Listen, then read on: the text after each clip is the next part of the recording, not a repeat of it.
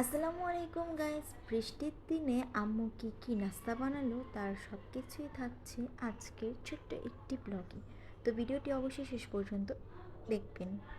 তো আম্মু এখানে ভেষণ নিয়ে নিয়েছে, হাফ চামচ রসুন বাটা দিয়ে দিল, হাফ চামচ আদা বাটা দিয়ে দিয়েছে, স্বাদ মতো লবণ, ধনিয়ার গুঁড়ো দিয়ে দিল হাফ চামচ, আর জিরের গুঁড়ো হাফ চামচ দিয়ে দিয়েছে।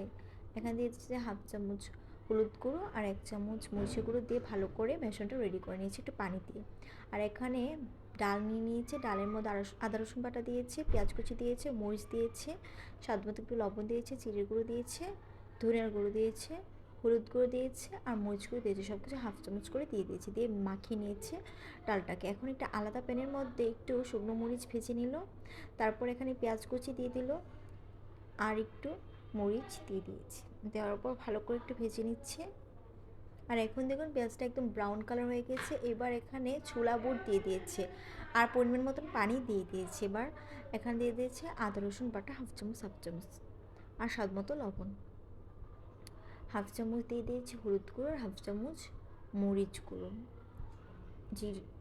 জিরের গুঁড়ো দিয়ে দিয়েছিল। আর এখানে সিদ্ধ করা আলু দিয়ে দিয়েছে মাখিয়ে, তারপর এটাকে ভালো করে শুকনো শুকনো করে নিয়ে নিয়েছে। শুকনো শুকনো করে নিয়ে নিতে হবে ছোলাটাকে। এটা খেতে অনেক ভালো লাগে, চাইলে মুড়ির সাথেও খাওয়া যায়, এমনিও খাওয়া যায়। তো এখন আম্মু এখানে আলুর চপ বানিয়ে নিয়েছে আর ডিমকে সিদ্ধ করে কেটে নিয়েছি।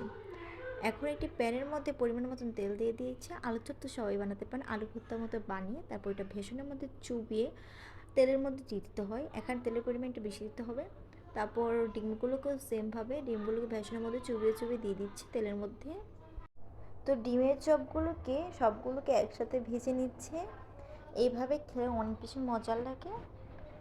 তো আমি ডিমের চপটা অনেক বেশি লাইক করি পার্সোনালি। তো এখন ভালো করে ভেজে নিবে, একদম মচমচা করে ভেজে নিতে হবে যেন ক্রিস্পিনেসটা থাকে। আর এই তো দেখুন কিছুক্ষণ ভাজার পরই অনেক ভালো করে ক্রিস্পি হয়ে গেছে। এখন আরেক পিঠ ভেজে একদম ব্রাউন কালার এনে তারপর উঠিয়ে নিবে।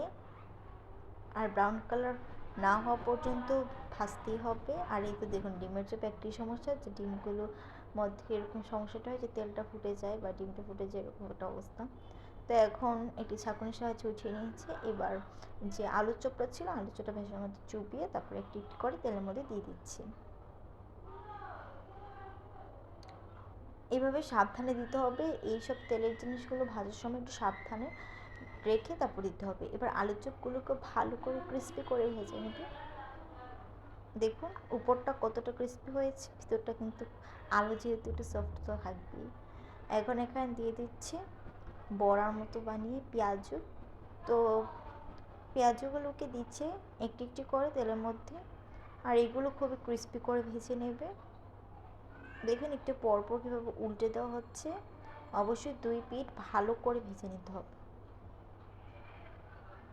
আর দেখুন কত ভালো করে এক সাইড ভাজা হয়ে গেছে।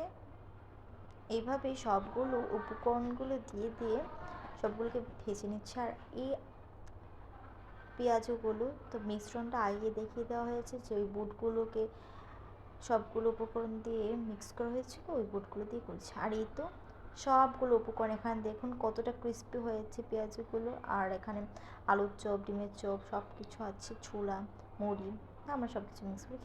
এখানে একটি কাপে চিনি আর দুধ দিয়ে দিয়েছি, তারপর গরম পানি দিয়ে দিয়েছি, দিয়ে ভালো করে মিক্স করে নিচ্ছি। আম্মু যেহেতু একটু মিষ্টি কম খায় তার জন্য মিষ্টিটা আলাদা সাইডে করে নিয়েছি।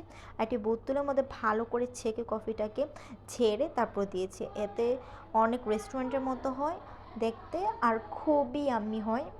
আর একদম রেস্টুরেন্টের মতো দেখুন কত সুন্দর হয়ে গেছে, ফেনা ফেনা টাইপের, মানে পুরো রেস্টুরেন্টের মতো হয়েছে। আর এই সাইড একটু মিষ্টিটা বেশি দিয়ে চিনি আমাদের জন্য করে নিয়েছিলাম।